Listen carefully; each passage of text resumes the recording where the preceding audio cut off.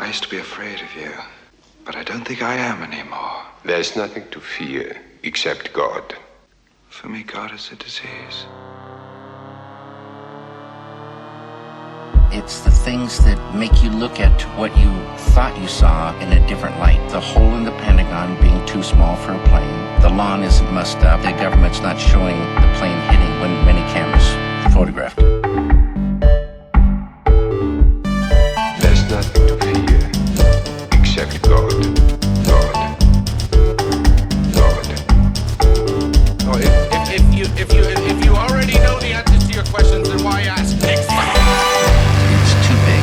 Back and to the left, back and to the left, back and to the left, back and to the left, back and to the left, back and to the left.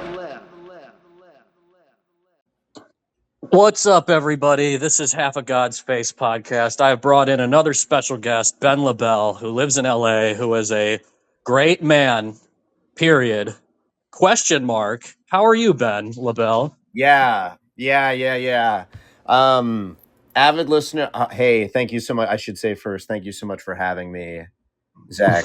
Pleasure to be on this great podcast, Half of God's Face.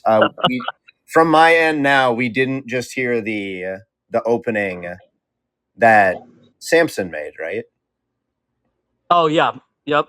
That's going to play before this. It's incredible, and I could listen to it for an hour. I appreciate that. Yeah, I kind of told him how to do it. I basically told him every single clip to use. I was like, use this. And then he kind of came up with the music, but he is just such a talented musician and composer. I think he lives in Brooklyn or some shit, but he's a notoriously super talented guy that's friends with a lot of people that are really talented musicians, and he did the music for my film Clouds of Desire, and I think he sent me 2 hours of music, and I ended up using 40 minutes of it. So when I started the podcast with Austin, I was like, yeah, I'm gonna ask Sampson to help me do a good intro that people can listen to. And who knows, maybe we'll do other intros if people want to submit intros and stuff. I mean, I know people could edit and whatnot, but yeah, essentially, Austin was going to do this episode, but he had some stuff come up, so he's kind of been busy this month. But he'll be back soon. But I recently read this book, Goddess: The Secret Lives of Marilyn Monroe, and I've always been fascinated by Marilyn Monroe. I think she's kind of an incredible figure as a movie star. So I had been planning on doing a Marilyn Monroe episode, and so yeah, I mean, I appreciate you jumping on because Austin ended up being busy, but it really connects in. You needed to have a Los Angeles, and I am not from Los Angeles. I should preface that immediately. Well, no one who lives in LA is from LA. Of course. It's very, very important, I feel like, for a Marilyn episode, if you can't get an actual it girl to come on, although I do fancy myself to be somewhat of an it girl. Marilyn Monroe, born and died in Los Angeles. She is, whenever I was diving into my research for this about Marilyn, because obviously it's I feel like everybody knows, maybe they don't know her name, but I feel like everybody knows Marilyn Monroe's face, I imagine, at least in America. Mm-hmm. But you do kind of start to assume all of these things that you just hear about all the classic stories. For some reason, I thought that she was from a farm in Iowa or something. Oh, yeah. But no, she's literally... she is Los Angeles as a human being. She was born in this gutter, and she died in this gutter. Yeah, she had a tough upbringing and everything. But yeah, and I think LA is doing. I think that Oscar Museum I checked out when I was in LA. I think they're doing a Marilyn Monroe exhibition next year. Wow, that sounds incredible. I mean, so I gotta come back for that. That sounds unbelievable because I think. For me, there's a lot of things to talk about with Monroe. I mean, I thought it was a very clear episode to do after me, Eamon, and Nico did the JFK episode because there's all these connections of her to RFK and JFK and all these different books that are about John F. Kennedy and Robert Kennedy end up mentioning Marilyn Monroe. And a lot of it has been kind of intentionally hidden from the public, and people make it seem like it's a taboo. I've heard people be like, oh, no, Marilyn wasn't dating Robert Kennedy and John F. Kennedy. It's you don't know anything you're talking. I mean, there's like all these witnesses that saw them together constantly. Like they obviously all were having affairs with each other, and we'll get into that. But I that was some of the motivation. But the other obvious linkage of wanting to do this podcast is, we're both movie fanatics, but Of course. I love movie stars. I mean, I'm not big on like blockbuster type films. I mean, I think big blockbuster films, kind of my theory about classic Hollywood, and I've said this for a number of years, probably like 5 years I've been saying this, maybe even 6 or 7, that in classic Hollywood, the average movie was better than the average movie today. Like you can randomly put a movie on that you saw a trailer for on TV, and it's probably not going to be very good. But if you throw on a classic Hollywood film, there's this homogeneity. I'm saying the word wrong, but there's this homogenous kind of feeling between 30s sound era Hollywood and up to the 60s sound era Hollywood. Like there's really this connective tissue of the films were just made in a similar kind of way where, yeah, there are stylistic differences between different filmmakers, but when you see like It Happened One Night, it really is the same kind of feeling as Some Like It Hot. I mean, it feels like it might as well have been shot at the same time. But if you see Michael Clayton, it's not going to look like a movie from the 80s. You know what I No, mean? Like if you yeah. if you watch a Michael Mann movie from the 80s and then you watch Michael Clayton from 2005, like yeah, there are similarities, but the look of the films evolved. And part of that is, in the context of what I just said, it's technology is a big part of it, but Marilyn for me is a huge symbol of like what Hollywood is, and the age of the movie star. And I feel like I'm very defensive. I've been defensive about her for a number of years because people want to act like, and even at the time, people were vicious towards her, even though she would read like Ulysses and she was reading like In Search of Lost Time. Like she was clearly a genius level person. And then because she 100%. was also the first woman to really like blast through like certain sexual barriers, people would say really mean things about her, but I still think of her as one of the greatest actresses ever. And she's from an era of like a Humphrey Bogart, like, which is the really interesting thing when you do all this research, is she really played herself in all these movies. And doesn't mean Oh my she's God. bad at acting, it's just that her No, but personality like was so large. I feel like that's a thing that I've kind of realized just from my own experiences coming to Los Angeles and working on set and getting to see a lot of different variety of actors work and how they behave on set. I'd say like 90% of people that you see that seem to always be playing a certain type of role, almost always playing a certain type of role, that is how they are. And that is just them. Yeah, And like that is just kind of how film and TV works, because the camera picks up so many little like things that you just can't control. Like obviously, people talk about this like kind of in the myth of Marilyn Monroe, like the transformation that she would go through from Norma Jean to Marilyn, and as if like yeah, she would Norma just Jean. correct her posture and tilt her chin up and start smiling, and maybe that really all it was, but it's like they make it seem like it was this transformation, like a What was like her a other beach or name? something. But I feel like what you're saying is true. She definitely played her type of self, and I think that is still accurate. I think that it's just like Mhm. there is so much curating of like the actors now, whereas it's like Yeah, if you were exactly. an It's the method, actor the back in method the actor thing if where you you were an have to like be actor in the back in the day, it role. was like you were built into who you played, and playing against your type was like so much more difficult back in like the golden age of Hollywood, because it's like what, like people's brains just could not fathom like that. Maybe they could, but the studios would not let. It's like no, this is who you are. I feel like cinema really started to like get cracked open and really changed like after her death, honestly. Yeah. In a big way. I mean, she kind of did like a big transition in like having like big movies in black and white and also in color. But Hmm. like I don't know. Yeah, like I don't know. It's crazy. I'm kind of scattered brain just because you think about Marilyn Monroe, and you do kind of just get flustered because she really is like everything that people kind of make her up to be. She really is all that. She is just truly like Yeah. breathtaking. Like I was watching Niagara a few days ago Yeah. at your recommendation, and I had never seen it before. And yeah, it definitely does feel like it is spiritually tied to so many movies of that time, where it's like people. I feel like people have a whole thing like if you throw on TCM, and TCM Mhm. spans, like fucking.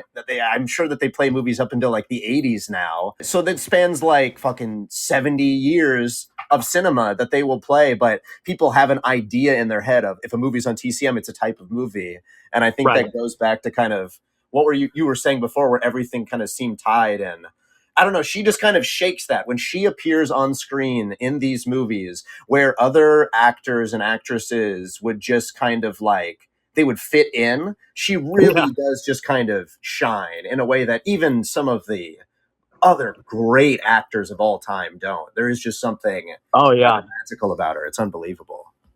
Yeah, and like we're saying, I mean, she had all these different levels to her. I mean, she was like a drug addict and like an alcoholic and all these things. Once you got like deeper into her career, she really started to lose control. But unfortunately, and then she was a diva. She would just not show up to set and stuff. But Billy Wilder said it on Some Like It Hot. He said, it's such a nightmare working with her, but the second you're shooting and she's doing the scene, you're like, nobody else is like her in the world. This is just pure magic. She sucks up all the oxygen in the room. She's just larger than life. And I was going to say this in regards to the book Goddess. One of the points that Goddess made, because, another big aspect of Hollywood is that the language of classic Hollywood was really developed, like a lot of film languages, whether you're in like the Soviet Union or, like Kieslowski in Poland had this great quote where he said that to beat the communist censors of Poland in the 80s, you became a better filmmaker. You just figured out how to like make your films a little bit more cryptic, but also accessible. And the same thing is true for classic Hollywood when you couldn't show nudity or you couldn't show like certain kinds of things in films, you would have to get around it. So this term innuendo is more or less, and I'm sure innuendo has existed before, but when you read like classic literature, it wasn't super explicit like in the 19th century, but it was more explicit than classic film. There were more intense rules in classic Hollywood of what you couldn't do. So if you're using this term, if you're talking about classic Hollywood as the era of innuendo that moves into the era of the 70s and 80s where you could show everything, and for the most part innuendo has kind of gone away. You could still use innuendo and have like nudity and stuff or not, but there really is a question on what's better or worse. But the point I'm making is that Marilyn for me is kind of the ultimate symbol of this type of film language because she was so sensual, but also she was so funny, and she had all these characteristics of like a very feminine type. I mean, she loved animals, in the Misfits. She meets Clark Gable's character because of his dog. She just can't help petting his dog and loving his dog. And when you're seeing her petting this dog, you're like, this isn't even acting. She just loves this dog. And no, Arthur Miller Yeah. literally wrote the script for the Misfits. I think he wrote a short story and then it became the script for the Misfits, but he wrote it because Marilyn was so appalled by like animal death and animal cruelty. And I think I think they might have had a garden. He would have to chase off like either rabbits or something. And she'd be like, no, don't kill them. Don't. And she would be like distraught. She couldn't take it. So in the Misfits, the plot is that she kind of gets attracted to these three cowboys played by Clark Gable, Montgomery Clift, and fucking Eli Wallach. And she really is connected to Gable, which is again another interesting connection. It happened one night, but she adored Gable. But no, it's fascinating that she has all these like incredibly innocent and positive qualities that were definitely very feminine, especially for the era she was in. But then she was still such a powerful figure. And I fucking hated Blonde. Andrew Dominic's film is kind of appalling. And he So said, can I be honest with you yeah. about Blonde? So I started to watch it, and I think almost immediately the font comes on, and I turned it off immediately because it's like chalk dust. I mean, like I swear to God, like he didn't even scroll down the font list. It was like one of like the first three suggested on like Microsoft Word. And but it does like a burn effect, but I was literally like, okay, but everything that I had heard about that movie going into it, and again, this is not I have not actually seen the movie. I Right. literally immediately abandoned ship. But everything that I heard about this movie going into it was this guy and Andrew Dominic. I've loved Yeah, so yeah. many of the movies that He he's has made. talent. I'd say almost everything that I've seen by him, even stuff that was kind of mixed review, I still was like Killing Him Softly. Oh yeah, I more or less enjoyed from my memory of it, but. Going into this, it's this uncompromising vision of this guy that he spared no, and then immediately to see that. I mean, it is kind of like the meme of like James Cameron with Papyrus for Avatar, where it's like $1 billion movie, and he like didn't even like, but it genuinely like it was that level to me, and I immediately abandoned shit. But please, what was your take on Blonde? I Oh heard it my was god, pretty dude. atrocious. No, it's horrible. And he said like disgusting shit about her in public. He said like I've never really watched her movies, and then he said like she's a whore. He's like, yeah, she's a whore. She's not even good at acting. And it's like, really? You're the director of a movie that's like kind of like an alternate version of Marilyn Monroe. I mean, if you're going to defend the movie, you basically have to say that clearly it's not supposed to be historically accurate. But even in that regard, you got to be a total idiot to not do any research into one of the most interesting people in the history of the world who was at the crosshairs of one of the most interesting times.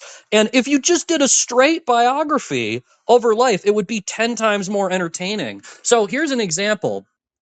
So I wrote this down, and this is just an example of how crazy her life was. She always wanted to work with Clark Gable at a party in 19. So this is going back to 1954 to celebrate her completion of the 7-year itch. A massive group of Hollywood elites turned out. Humphrey Bogart and Lauren Bacall, Claudette Colbert, William Holden, Jimmy Stewart, Susan Hayward, Gary Cooper, Doris Day, Clark Gable, as well as studio executives Sam Goldwyn, Jack Warner, Daryl Zanuck. And at this party in 1954, right? That's 7-year itch. That's when she's at the peak of her celebrity. She's the biggest star in a room of the biggest stars and studio heads. And she talks to Clark Gable and says, I need to make a movie with you. She loved Clark Gable. And they ended up making The Misfits a couple years later. But just from an example of that, I mean, you don't see any of that in Blonde. I mean, you don't see, I mean, God forbid. I mean, in Blonde, it's just like, yeah, she was kind of just oppressed and, she had no say in the matter. But again, and that's one of the big things, right? So, yes, she was, a larger than life sexual being. I mean, she had plenty of lovers. I mean, she cheated on all of her boyfriends and husbands, and this is all true. But to whittle it down to like she fucked her way to the top. That's just crazy. I mean, there's Yeah, examples of her literally saying to studio heads, "I'm not gonna like sleep with you." Like she would say no, even though yeah, she was like hounded. And I feel like there's really like I don't really throw the word like sexist around, but there's a sexist vibe with her because she's so attractive, and people want to make that seem like it's like in some way she should be blamed for that. And it's like, I don't know. I mean, she kind of just reinvented film acting. And I was also going to yeah, say with The Secret Lives of Marilyn Monroe, what I didn't know, and Blonde kind of does show this, but of course, this is one of the things that actually is historically accurate. There are a couple things that are historically accurate. For instance, that Joe DiMaggio like beat her up. He definitely was a bad husband, and yes, but she was also sleeping around and cheating on him a lot. But he yeah, literally beat her. He literally beat her ass after she was in that iconic scene in the 7-year itch, like when her skirt is getting blown up by like the subway. of course, yeah, Um, and then on top of that, she actually she had nude photos of herself taken for money, like in yeah, the late for 40s. Playboy. That as well. No, the Playboy thing was later, but there was Oh, literally okay, like gotcha. a nude calendar that people around the country. So it was like the first movie star that people had this like nude calendar, and Joe DiMaggio would like get furious if he ever saw someone like with this calendar. But they would see random, they would just be at a restaurant. And it would be Marilyn with anybody, right? I mean, whoever what she was hanging with at that night, and they would just notice. They would like go into the kitchen or something, and there would just be her calendar. And at times she was really cool with it. She was like, "Oh, there's my calendar. Thank you." But a lot of times the men she was with would get angry on her behalf. So I think she's a very powerful figure. I mean, I think she was kind of in over her head a little bit, like especially with some of the mob connections and dating Frank Sinatra. And there's this rumor that Johnny Roselli introduced her to the head of 20th Century Fox, and he introduced Sinatra to I think Harry Cohn or something.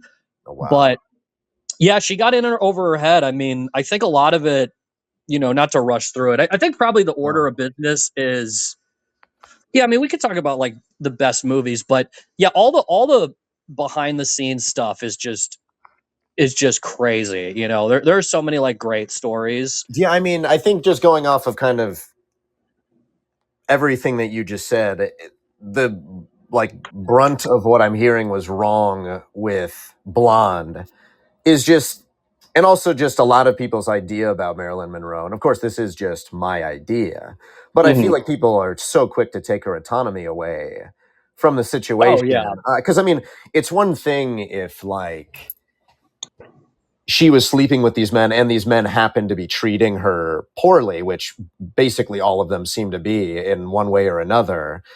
I feel like she does just have autonomy in these situations. And it's just like, I mean, the idea that she like fucked her way to the top, like, I don't know. I think that that's just, I don't know. I find it impressive. Not everybody can. I mean, there are just things that she did again, and just going up things that I don't know how much was included in Blonde, but like her singing happy birthday that way yeah. to the president in MSG, supposedly immediately after having sex with his brother backstage, and being like tipsy. Oh yeah, you heard that?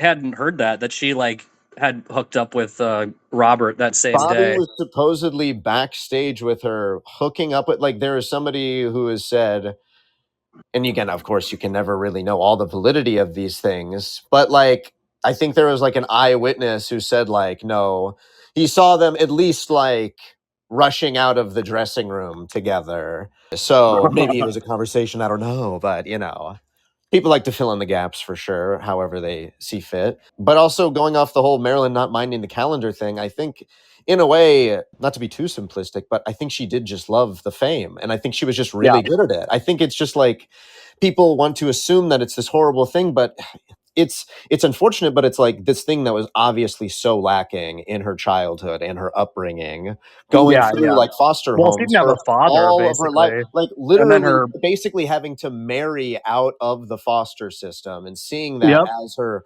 realistic and practical solution to her problems, being 16 years old too, which obviously it's fine for the time, but looking at it now, we can obviously see like, oh my God, that is such a child. It's insane to think about. Yeah. Uh, and the fact that this was just seemed to be, again, not to take too much autonomy from her, but it did seem like, okay, maybe this isn't the worst choice.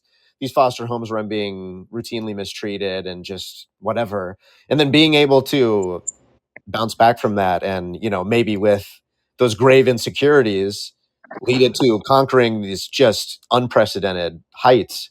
And I mean, Right. there's nobody like Marilyn Monroe. She has not been replicated, I would say, in culture since. And maybe that's just a byproduct of the times changing and Hmm. like it being much more accessible to break in and just be a face on a screen being looked at.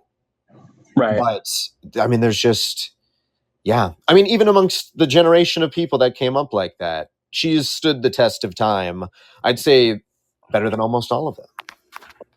Pretty much. I mean, I really do think of her in a similar way that I look at like Bogart, you know, because when you see Bogart drinking in a movie, it's just real. I mean, he basically would play himself, and you know, I think, yeah, like the sexual side. I mean, again, she had a dark life, but she also had the highest of highs as well. But you can't simplify history. It's like complicated, you know. But no, like we're saying, I feel like really what helps her, and this is kind of how I look at actors, because I don't really watch movies for the actors usually. I usually watch a film for who directed it. But at the same time, there are certain actors, like with this Monroe episode, I really made myself watch as much as I could. But you can tell the difference when you watch River of No Return, you know, Robert Mitchum, Marilyn Monroe, and then directed by Otto Preminger. You're like, wow, this is amazing. Or you see Marilyn Monroe when she worked with Fritz Lang, or you see Marilyn Monroe when she worked with Billy Wilder, or any number of these great directors. Niagara was Henry Hathaway, who's a very good director. And I think that's one of the reasons. And then John Huston for The Misfits.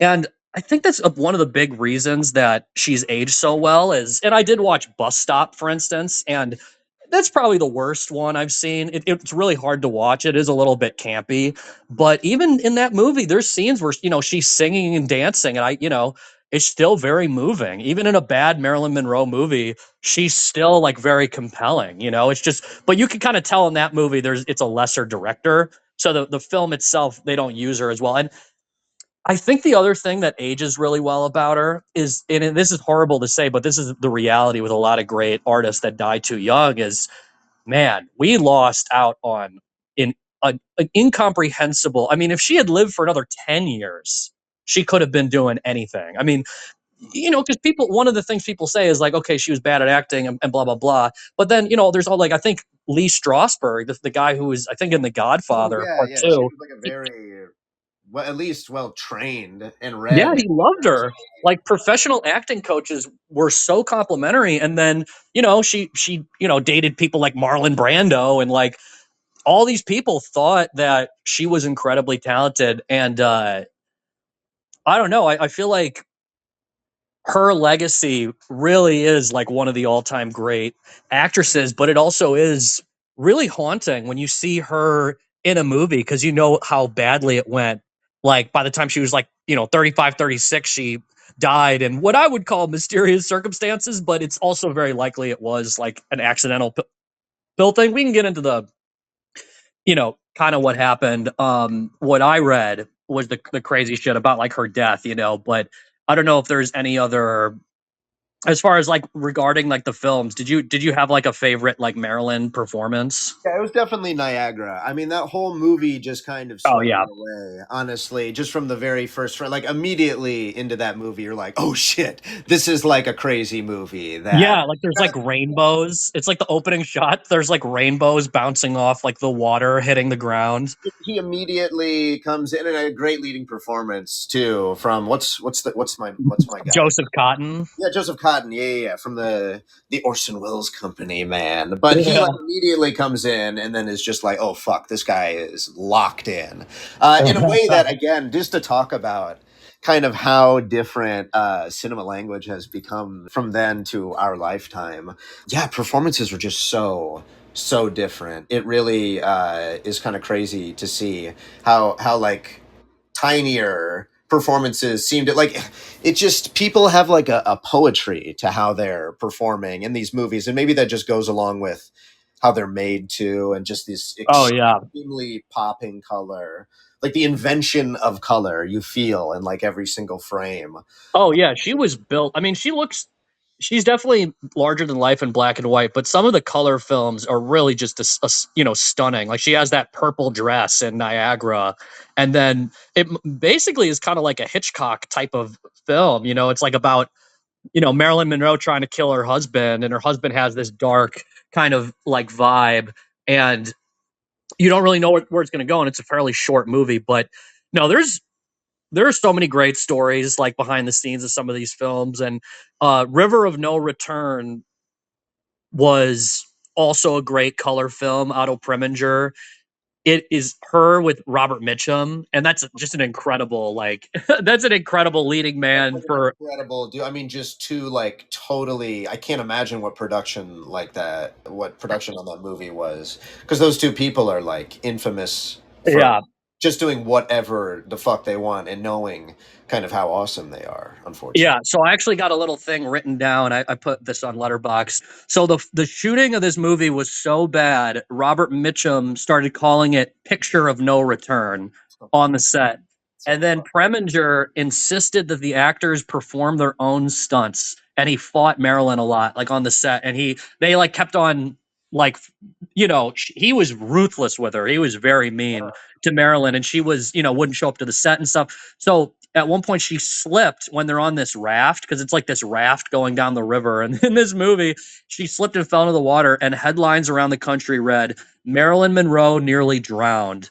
And so then she got so mad at Preminger because he was just talking so much shit. One of the times she fell again, but she was okay. But then she told everyone that she broke her foot.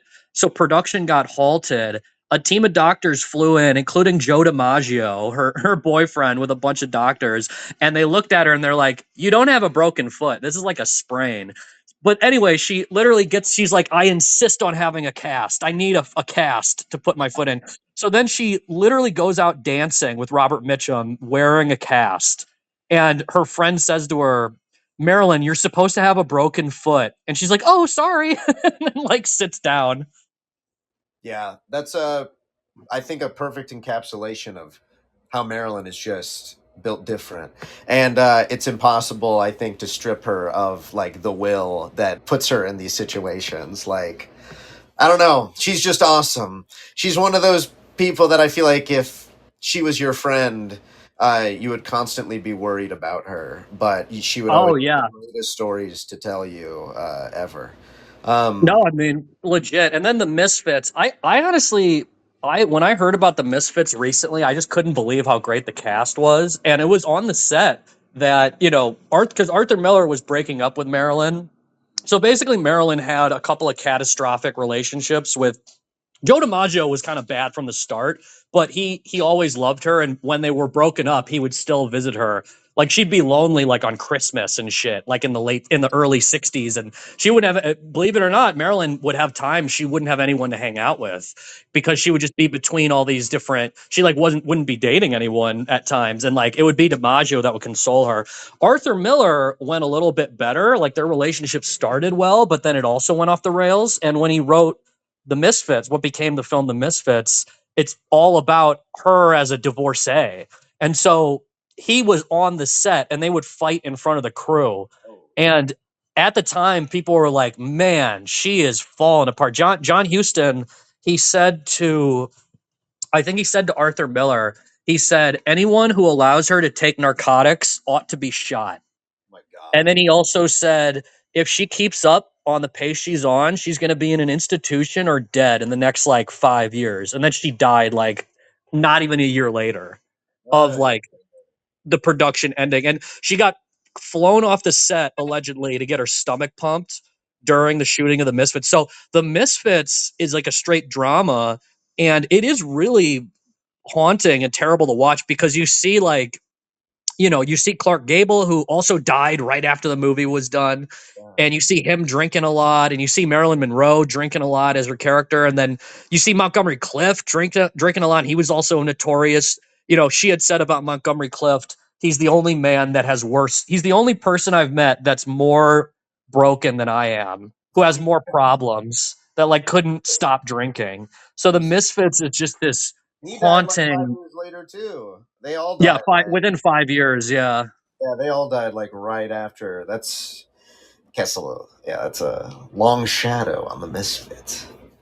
No, that's a crazy production, but I don't know. Just to get into the more of the history, I guess. I mean, I've always been interested in her as like a movie star and all this, like we're talking about. But again, it was always gossip. It was always, obviously historians Can I now. throw another movie in? It's Oh not yeah, her in it, but I think it's an interesting touchstone just in like how she's been depicted, and I think just an example of how varied I think everybody's opinion on Marilyn Monroe probably is. I think everybody has a different perspective of her, but I think it's just the fact that so many people have perspectives of her that is so interesting because she's been dead for Jesus Christ 60 plus years. But have you seen the movie by Nicholas Reg? What the fuck is it? It's the one where it's like people playing Marilyn Monroe and Gary Busey is like Joe DiMaggio. yeah. I actually haven't seen that one. I don't think I've heard of it though. It's a pretty insane movie, and like all of her relationship with Joe DiMaggio is depicted, but then like Einstein is in it too. And it's called Insignificance, but it's a very interesting movie. But yeah, I think it's worth watching, and it's also just a very strange like dreamy depiction of Marilyn that after I saw it I was like, wow, it's so weird that somebody thinks this differently about what I think Marilyn Monroe is probably like. Joseph McCarthy is in the fucking movie too. Oh, but I yeah, gotta check that that out. may be a good segue of getting into Marilyn's connection to some United States government people. Right. No, I mean, because that's the reality.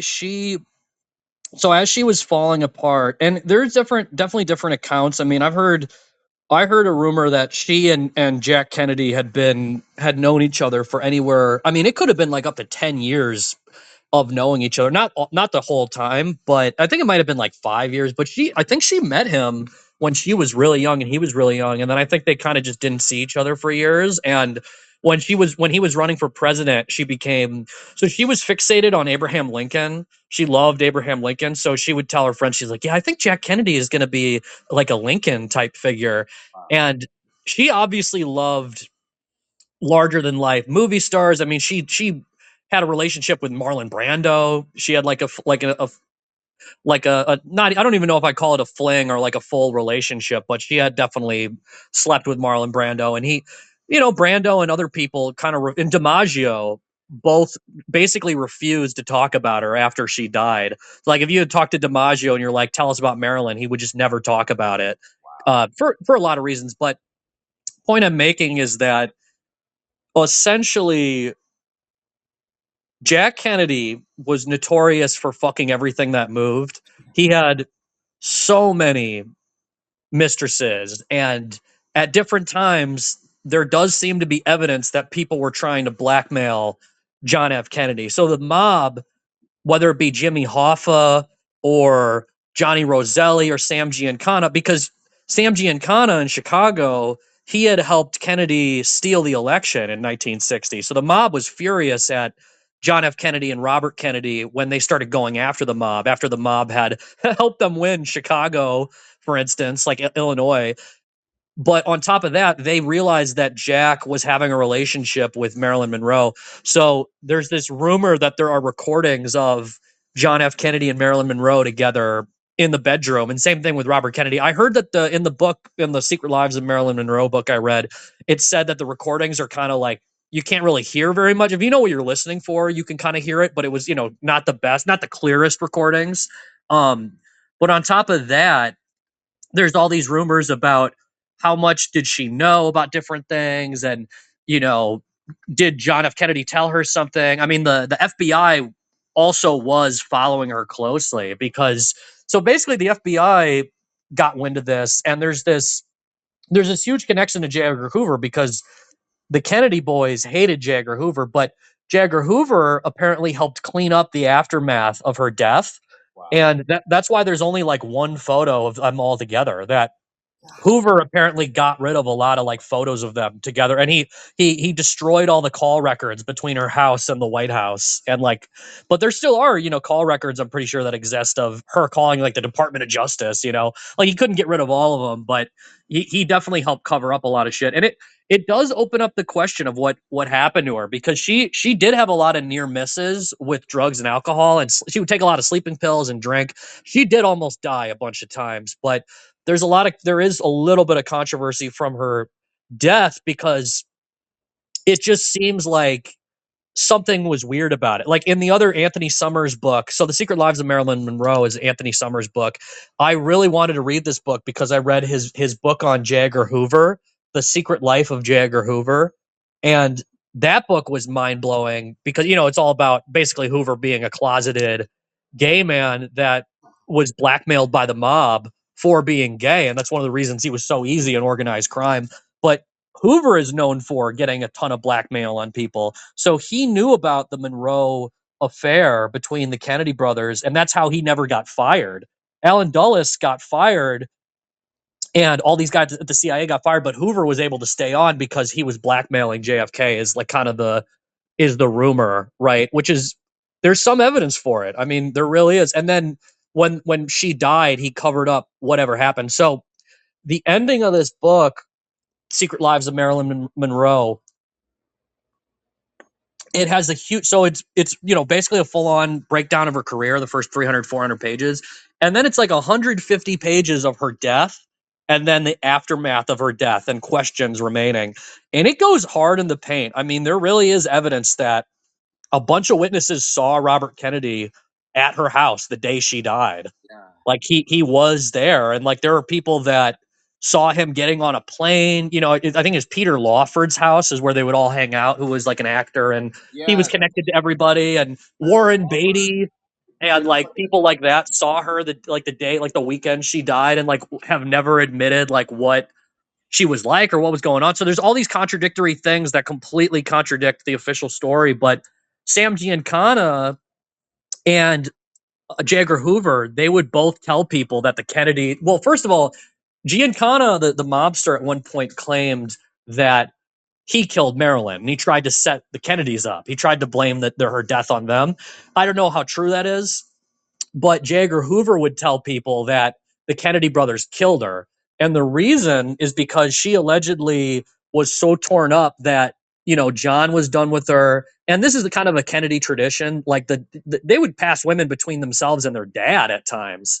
Like their dad would be with the chick and then they would end up having like an affair with the same women. So this was a normal thing between Jack and Bobby. And of course, Bobby had like 11 children. He still had to cheat on his wife. Pretty cool.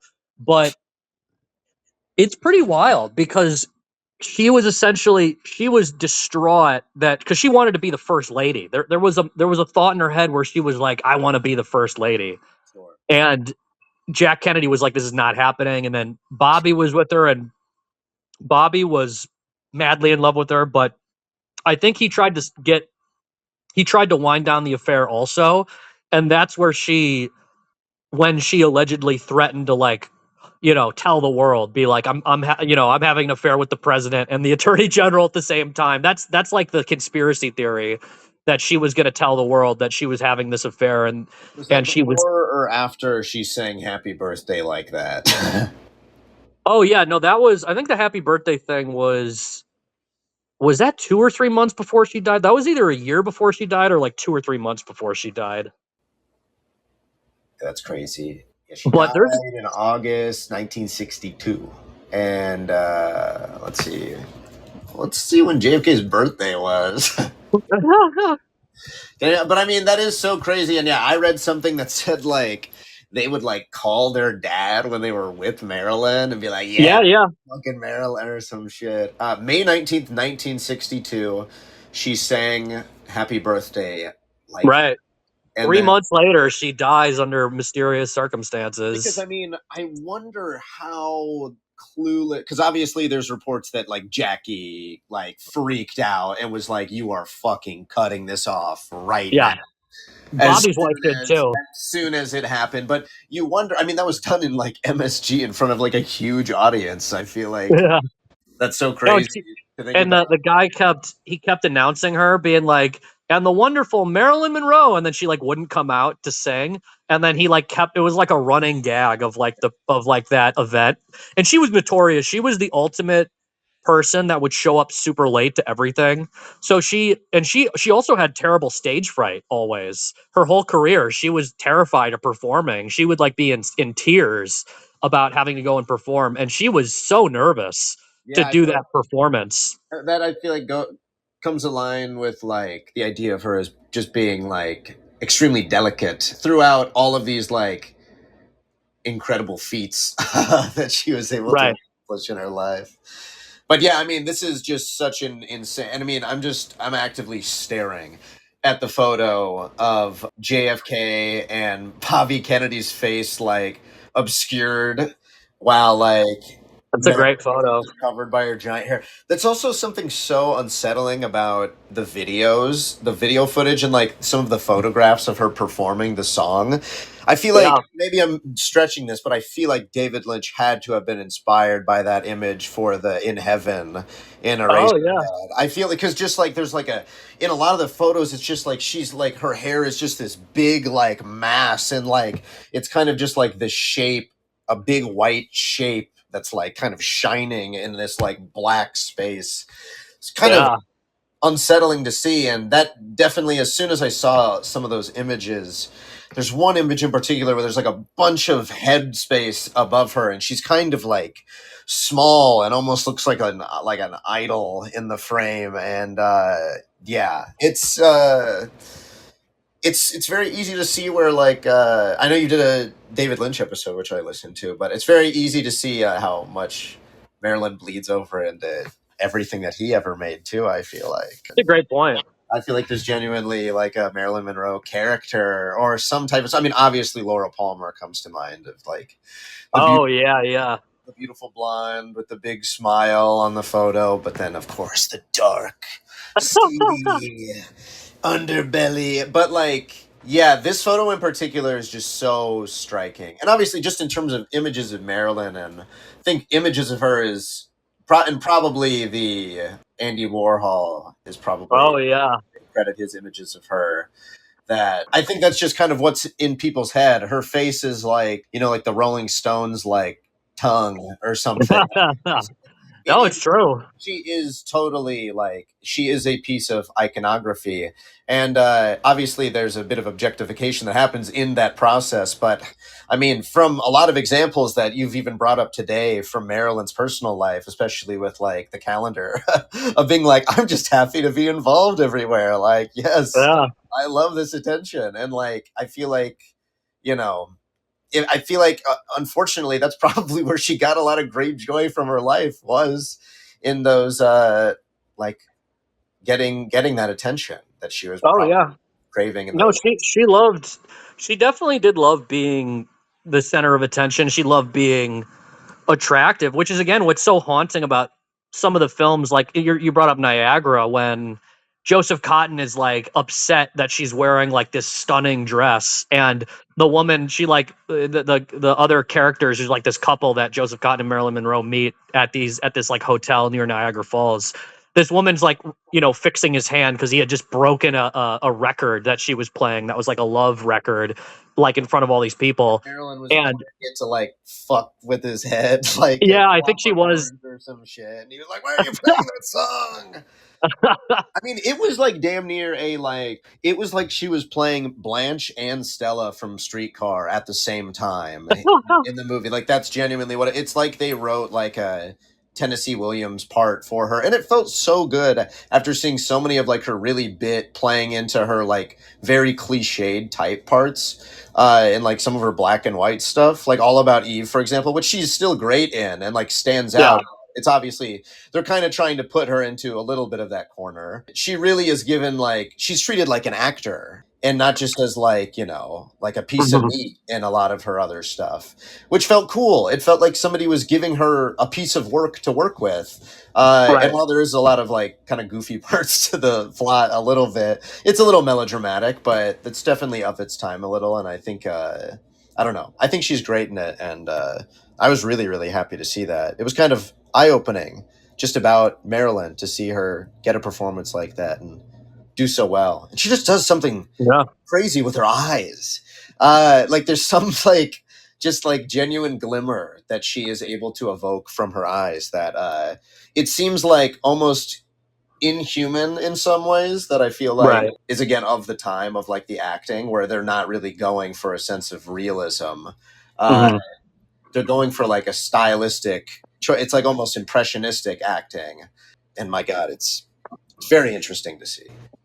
Yeah, there's definitely a large conversation to have about, the history of acting and stuff in regards to her, but it is interesting how she was so larger than life when she was on top, like when she was like in these big movies and stuff, that every character she would have to be like a singer or a model or like an actress. Like she would always have to play a woman that everybody is very aware of is gorgeous. And I heard that said about How I Want, How to Marry a Millionaire, that was one of the first movies she did where she's like not necessarily it obviously she's gorgeous, but in that film I think it's what, like Jane Russell and then Marilyn Monroe and somebody else. And that's like one of the only films where, they put glasses on her and they try to make it, she's obviously still gorgeous, but it's not like the main narrative that she's like a model. Yeah, Marilyn Monroe, Betty Grable, and Lauren Bacall, great movie. And I that's kind of just why I love her. And then How to Marry a Millionaire, and then what's the Howard Hawks one? Gentlemen prefer blondes. Yeah. Those two movies are so great because it's all about a basically these gorgeous women. I mean, at least Marilyn Monroe's character, and then obviously in How to Marry a Millionaire, but her character in Gentlemen Prefer Blondes, in contrast to the other lead, is like very explicitly wanting to marry for money, which is like, Yeah.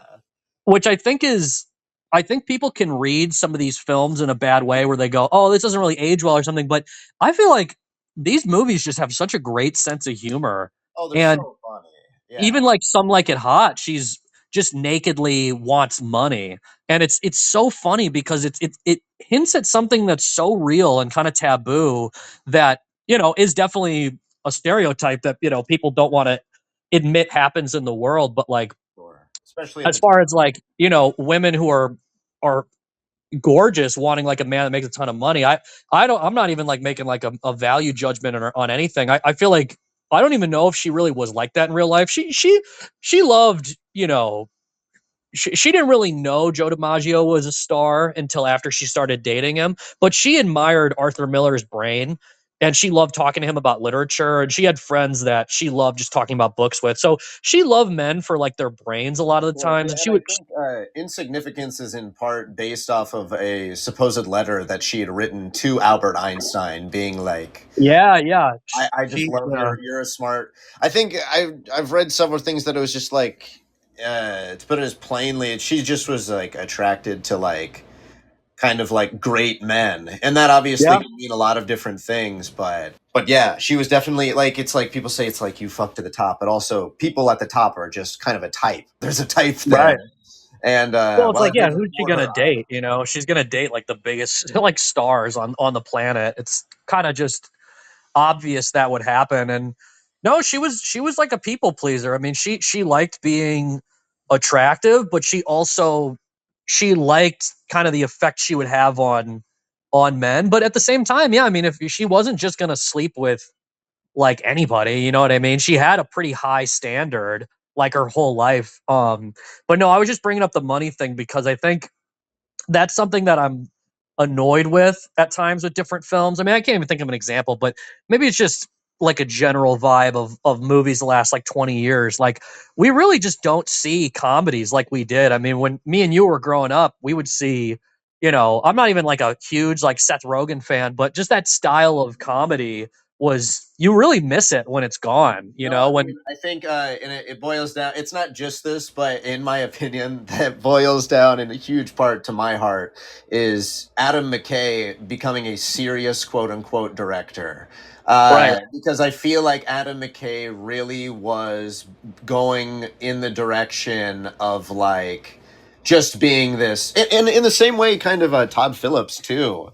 Honestly, those are two Yeah. guys that I feel like were making certainly like decent enough comedy movies. I certainly enjoyed them growing up. I mean, they're made for teenage boys. I think they would admit that too. But Yeah, yeah. and a lot of Seth Rogen stuff too. And then you get into the more adulty teenage boy stuff with like Judd Apatow, which also I feel like just like so many of those names that I just mentioned kind of, and do what you want to do, but they definitely kind of evolved into like different spaces. There's not Right. like a that's not a genre that I feel like we have like a Woody Allen for, that's just making like a movie every year and just doing like their thing and like just Right. absolutely hacking at it. Everybody I feel like kind of follows a similar path of like getting bought into big studio projects just and Yeah, making more serious films. And I don't know, I mean, comedies, they age really well. I mean, whether it be like legitimate satire, like I'd think of Todd Solondz as maybe the most underrated American director because he's so cutting about America and his movies are so funny and so dark, but for some reason no one talks about him. I mean, like we do, but within the mainstream, it's been a while since he's made a movie. And like if you see like a Lubitsch film from the 30s, like you'll be laughing. I mean, these are funny movies. It's honestly surprising how much comedy will age through the years. I'm almost thinking of some of Pasolini's like adaptations of like classic literature where he has this comic touch, or he'll kind of have like a like in the trilogy of life, he'll have like almost a silent film Charlie Chaplin type sequence in a movie about, you know, almost the ancient world or the medieval world. And I don't know, movies have kind of lost that, especially in America, whether it be these comedies we're talking about, like Adam Sandler type comedies or Seth Rogen, but also the fact that a guy like Todd Solondz just really isn't talked about very much. And there is He kind can of this barely even make taboo. a movie, I feel like. And he's got a movie in pre-pro right now. Uh, Solondz? yeah, Solange has a Oh, movie that's got like Elizabeth Olsen attached in it about an 11-year-old boy. So that'll oh be. my God. It's called Love Child. So But that's no, I think that might be another way to kind of explain my frustration for how people look at Marilyn, because a lot of the taboo of the history of Hollywood and American films is this kind of, and you know, there are obviously great comedies that have won Oscars and stuff, but generally comedies don't get like award recognition. I think they probably should more often, but and I also think they just age really well, especially when you see a movie that's like overly serious, that can be a problem. And I don't know, I think people kind of overlook how funny she was. The fact that she was in all these comedies, people just think, oh, well, she wasn't really a serious actor because most of the movies she was in were comedies or musicals and stuff. And I look at it in the opposite way, because I think comedies just age really well. I mean, if you look around at the era we're in and you say we need a certain type of movie, that type of movie ages well. It's like the police drama. I mean, when's the last great police drama we've seen? It's like a dead genre, and you start to miss certain genres that are dead. So when you watch like Heat, I mean, Heat just ages so well because no one's even making that genre anymore. And it's the same. I'm not going to go as, obviously there are more I feel like comedies today than that there are. genre specifically. I feel like has moved to TV in a weird way. That's true as well. Yeah, there are. You know, TV has. But no, I mean, I think the fact that she died, I have a similar kind of conclusion for her that I do with a handful of artists. Like Fassbinder is another great example.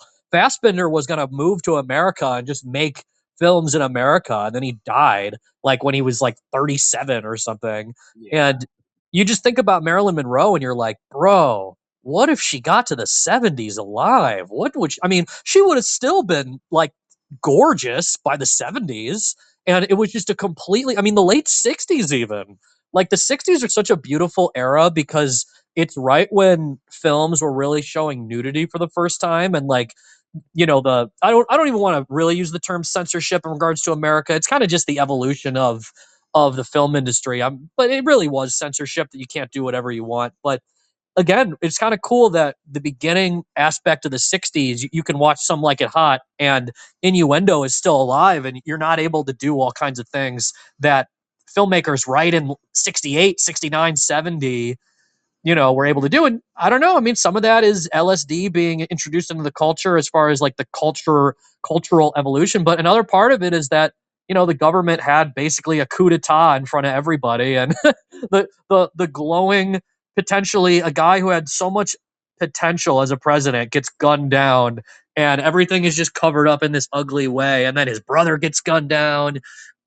For that to happen, and then for Marilyn Monroe to die, it really just, there was this cynicism that kind of transformed American culture. So she was one of the last figures in like an innocent age, in an age before the president could get shot in the head. You know, it was a moment before Vietnam. She was, Yeah. I mean, Vietnam had kind of started when she was still alive, but not Yeah, nearly but on the scale that LBJ pumped it up LBJ is to. the one that really. I mean, JFK had definitely like kind of had like initiated like a little bit of things, but really nothing. And then Yeah. I think like 80 people died in Vietnam, American soldiers under JFK, and then 30,000 died under LBJ.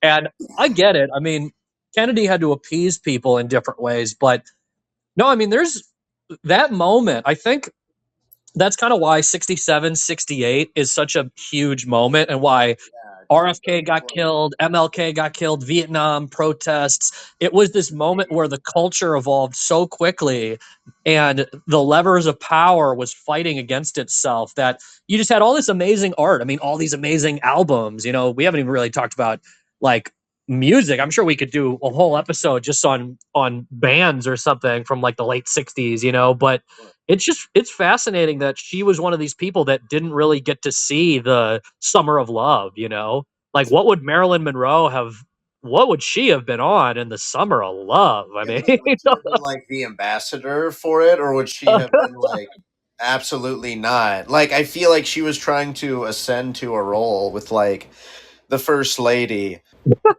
That's such a funny way to think about her life, as just like, I am going to grow up and be the first lady of the United States, and like that being yeah, the she did ultimate. start thinking about that. Yeah, she wanted to. That's so funny. But yeah, I mean, it definitely makes sense. She had definitely, I mean, she was kind of like the Princess Di of America in a way. I feel like that's A good point. somewhat of a comparison to American culture, just because she was like, she was a national treasure, still is, of course. She like belongs Yeah. to America, I feel like, in a big way. Did you see Adrian Brody's Marilyn Monroe painting that he recently sold for like Oh Jesus! I've heard people are fucking roasting Brody over his art. I think I haven't really seen his art. he seems like a swell guy. I feel like he would be very nice to hang out with. I feel like he would be a pleasant company. But that art is I feel like it has earned its criticism, but also he earned a fat paycheck for that. So good for you, Brody. Oh my God, art world is just that's a whole other conversation as far as just like value of like the art world and stuff. And actually, that's a good point as far as like connective thing. Like Marilyn, she really didn't make very much money for her films. She made I want to say she made oh my God, I'm like blanking on the figure. Oh yeah, no. I Here mean, it is. it's very Yeah, nice to see in at least like her career that she really knew her worth and really would only expend whatever energy she really felt like expending. I do kind of enjoy that part of her. yeah. So she made $18,000 to do gentlemen prefer blondes, and Jane Russell made $100,000. God. And Marilyn, she like at a certain point she just stopped honoring her contract because she had like a really shitty contract and she was like, this is a joke, I'm the biggest movie star on the planet. And then they started paying her, but she really wasn't rich. I mean, she had a couple of different she had an apartment in New York and she had a house in Los Angeles, but she spent a lot of money doing all kinds of stuff. She had a lot of issues. She always wanted children and she couldn't have children. She did have a bunch of abortions too in her life, and they say that that probably affected her ability to have children, which is one of the biggest tragedies of her life. Is she always wanted children and she didn't have children, and she loved children just like she loved animals, and she had a very caring heart for more innocent creatures and stuff. And yeah, I mean, I don't know if it was all financial, but no, by the time she died, I don't think she had more than maybe $5,000 in the bank. And she did not save up a lot of money. She would spend a shit ton of money all over the place. And it's interesting. I mean, I think she was gonna probably get paid more, but it's quite a life. There's quite a lot of angles to analyzing her. And no, I'm sure there's gonna be more research over the years that's done that maybe shed some light on different stuff because yeah, her psychiatrist, I mean, her psychiatrist refused to talk about shit that she told him before she died, and he said that it definitively proved to him that she didn't kill herself like on purpose. Like it had to have either been an accidental death or like a murder. And Do you know what there's this DiMaggio said about her death? yeah, he blamed Robert Kennedy. Yeah, he said the whole lot of Kennedys were lady killers, and he Yeah. said they'll be getting away with it in 100 years, which is pretty funny now that we have what seemingly is a deeply disturbed Kennedy currently holding office in the United States right now. Oh Uh, yeah, and I'd he like to fucks think that he's everything that right. moves too. I'd like to think that he's right about everything, and that all the things that he's instituting are going to help us. But just something about him seems a little shaky. I don't know what it is. Oh yeah, former heroin addict that is now just like you should eat bugs to survive or Yes. some shit. His voice is absolutely, of course. I mean, how? I mean, it's preposterous. I've never heard anything like it. I'm sure that it is the result of some unfortunate condition of which I'm sorry. And that is an interesting thing in my learning of the 1960s, is just how sickly a lot of the Kennedys have been, especially JFK. He was just so Yep. like. That's why it's so funny to think about him being such like a poonhound, is that he's like Yep. he just is like so deeply sick and on all of these drugs all the time, and Yeah, just his back was fucked up. so much pain all the fucking time. So that is just funny to me, and Uh, just so yeah. weird to think about how incestuous the Kennedy clan is, especially calling daddy to be like, everyone's over. That's just so No, I mean, those are the rumors that you just hope are National Enquirer headlines. But I don't know. I'm sure there's some no, I mean, historical record of this in right. families. There definitely is there is a reality where if Kennedy wasn't shot in the head, that all of his affairs would have caught up with him. Because it was this weird thing. The press knew about it.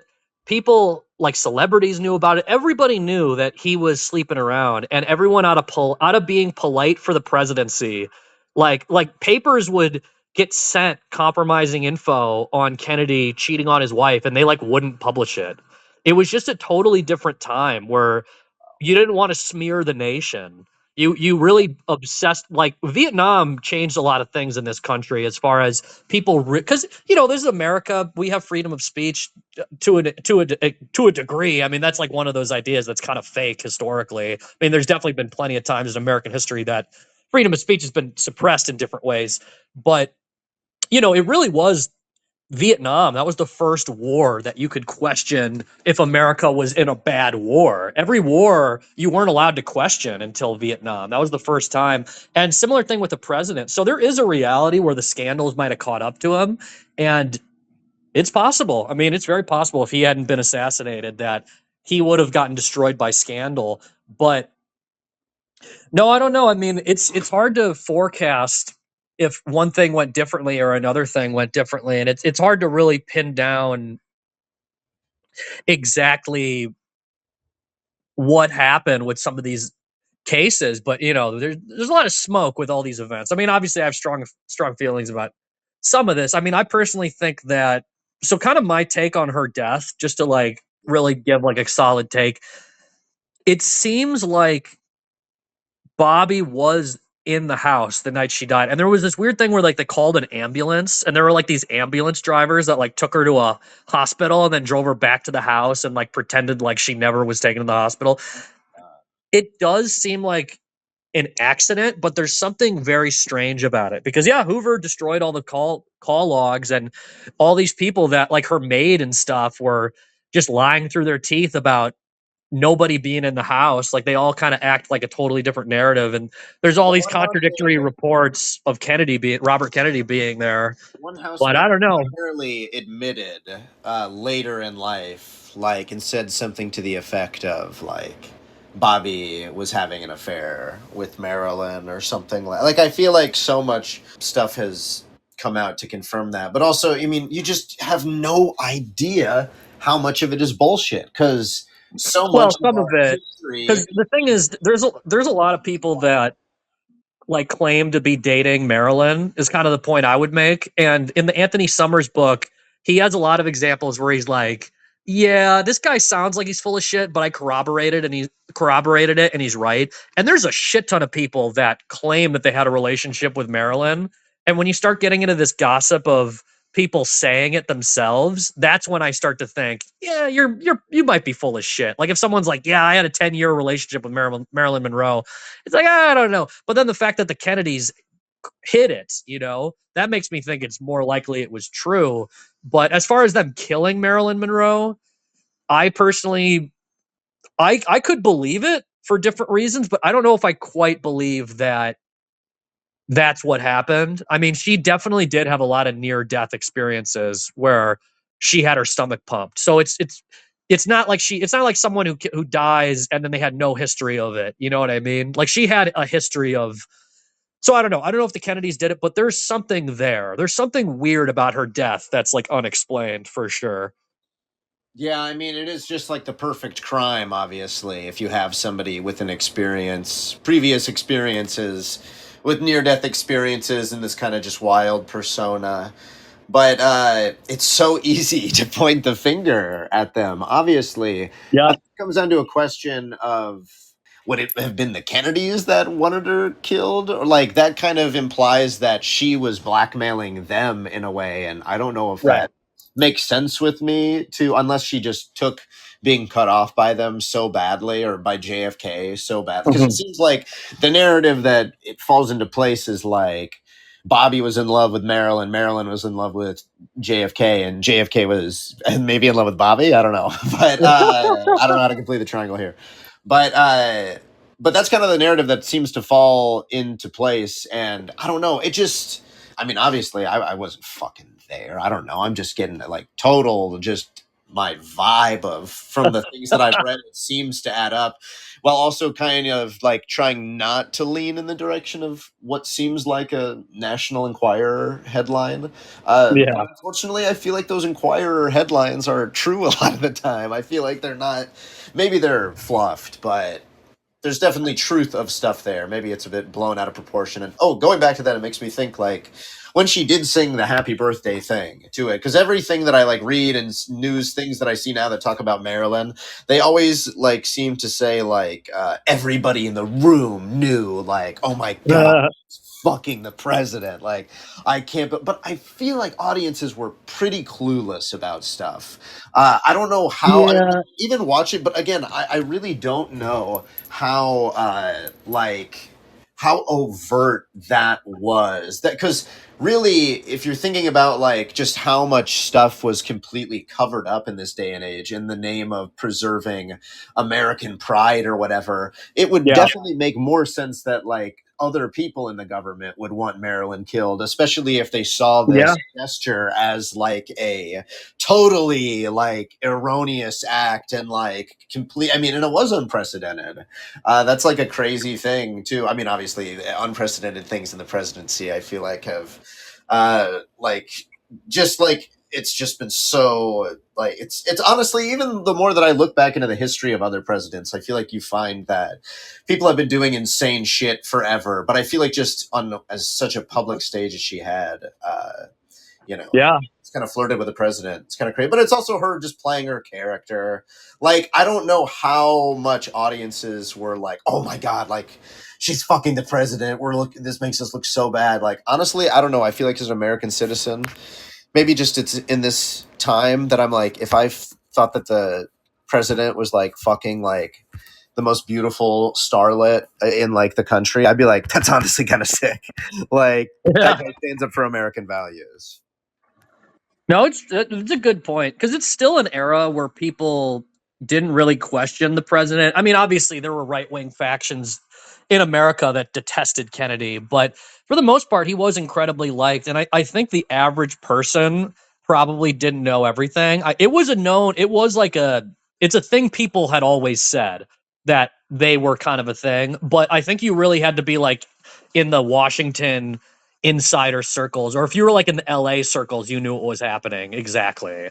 But if you were just like some person living in Kansas that saw Marilyn Monroe movies at your local theater, and I think when you saw the happy birthday thing, that was crazy. But before that, I'm pretty sure they even lie and they say that that's like the first time she had ever met the Kennedys. Like that's how crazy the lies are, where they're just like, yeah, no, they never met her until that night. It's like, really? she clearly That makes she it easier clearly to was friends cover with. up. Because I mean, that was like they had met her like what 7 years prior, like for sure, like definitely confirmed. Yeah, because she was friends because they were all friends with each other. I mean, they were friends with Frank Sinatra, and she was friends with Sinatra, and Sinatra was super mobbed up.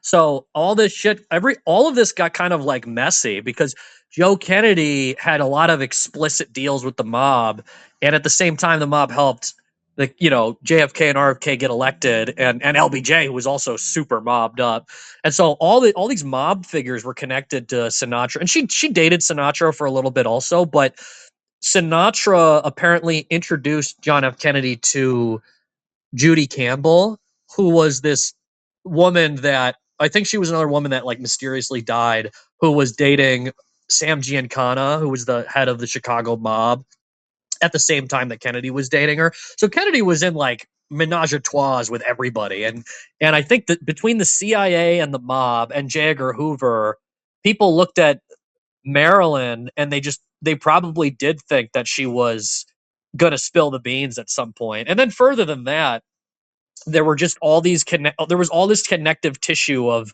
this was like the same milieu, which is it's fascinating. I mean, I'm glad we did this episode to go in on her because we talked about this a little bit in the JFK episode, but no, I mean, I feel like we've covered a lot. I honestly don't know what else to bring up. So Yes. I don't know if you had any other final thoughts. I mean, so much of it is just total conjecture, and I mean, it all boils down to eyewitness accounts that Yeah, it's a lot of eyewitness stuff it and all pillow it talk boils down to gossip. like audio tapes that are super like crunchy, and then like people being like, "Oh, I saw them walk out of a room together," and then that being, "Oh, Marilyn was fucking Bobby before she sang Happy Birthday." Like that's just one example that I feel like I came Yeah, across, and you brought up like the example of like supposedly hearing like tapes of the night she died with like Bobby Kennedy and Peter Lawford and her like screaming at her house or yeah. Isn't that insane that there's that rumor? nothing is so hard that I feel like I feel like everything kind of gives a little bit. Nothing has that much like concrete behind it. Well, it was, where that comes from is I think that was a guy that was like, he would bug people's like offices and houses for Jimmy Hoffa. He Oh, said that he had the tapes of the night that Marilyn died. And I don't know, there's this weird thing with history where history is weirdly like, and especially when you look at any controversial event, there's a couple of things. First of all, like if you want to get into like a lot of the conspiracy world, whether it be 9/11 or Pearl Harbor or something, there's always intelligence and foreknowledge that something could happen. And I yeah, think that tends to happen with even infamous deaths. Like there are weird things because there are weird events that only happen once, like in our history, or they only happen a couple of times. And it's not like a consistent thing. And you think to yourself, like, man, this is such a unique event in history. Like, how did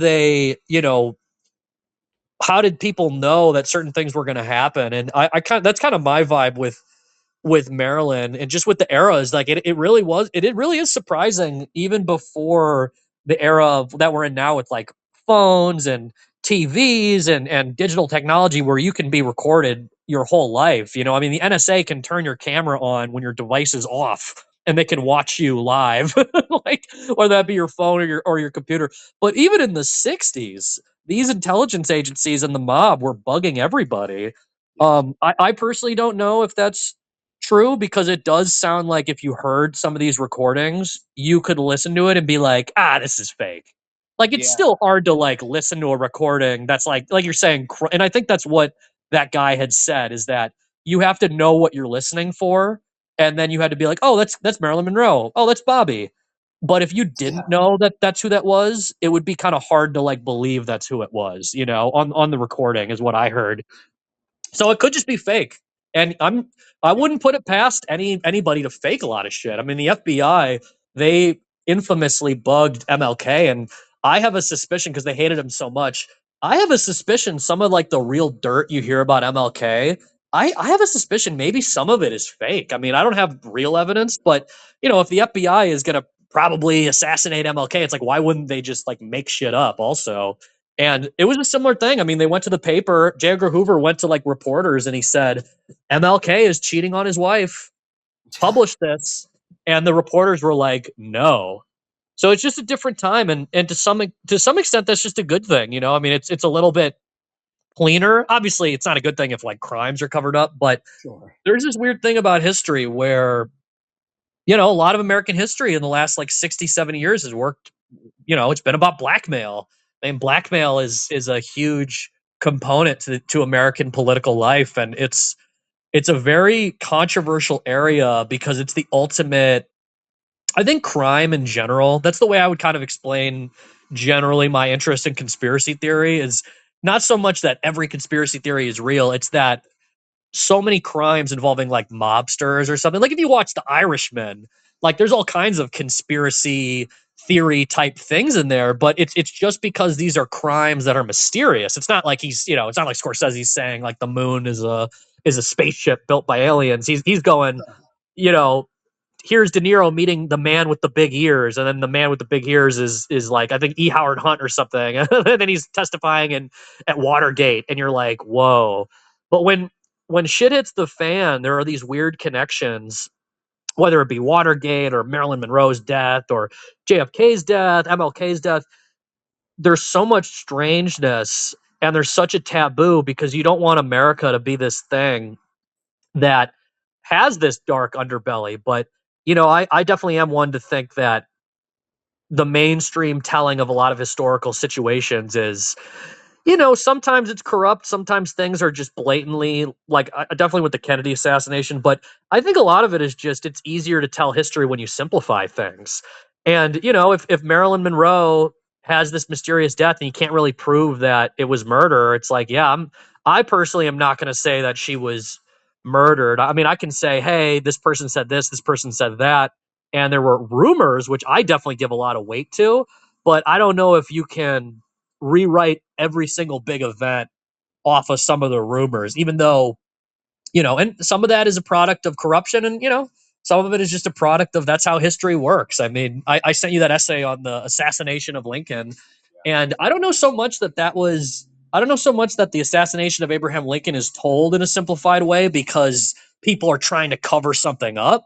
I think it's more just people forget. They forget that Yeah. 8 people were hung from the neck until dead for the assassination of Lincoln. I mean, it Yeah. was a conspiracy and no one talks about it. And it really makes you suspicious of different events. Again, I'm not where I get with it is I don't, there are definitely events where it's corrupt, but in the case of Lincoln, I would just say, like, yeah, that's just people wanting to simplify history. And, you know, like we're saying with Blonde earlier, it's kind of just people just want to take a shortcut to you know, amazingly gray area historical figures that had different sides to them. And you know, God forbid presidents. I mean, a president does so many war crimes and so many acts of evil. It's like impossible to sort through it because then when they do something good, you're like, damn, but they also committed war crimes. Like I kind of still like even our greatest presidents are murderers in this different way. So history is not black and white is kind of my obvious kind of cliche statement that I stick by for sure. Yeah, I mean, absolutely. And obviously going to like Abraham Lincoln. And didn't you say Marilyn was like obsessed with Abraham Lincoln? Yeah.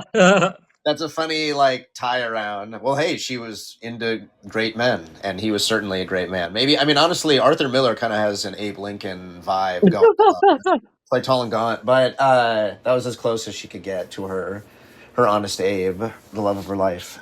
But yeah, No, no, totally. of course, like it's just taught as John Wilkes Booth assassinated Lincoln, and he was like a disgruntled actor or something like Yeah.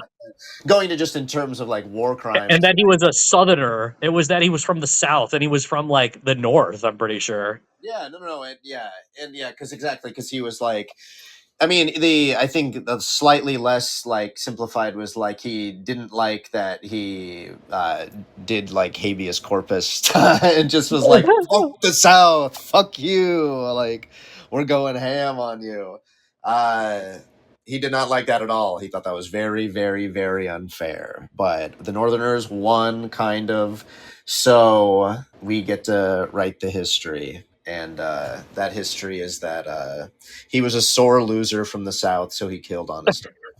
No, well, maybe we'll do a Lincoln episode. I had talked to Austin about that essay, but no, I think that's pretty much it. I think I'm gonna end the recording, and thanks everyone for listening. We're gonna be out with a Adam Curtis Shifty episode here in the next week, hopefully as well. So, bye bye.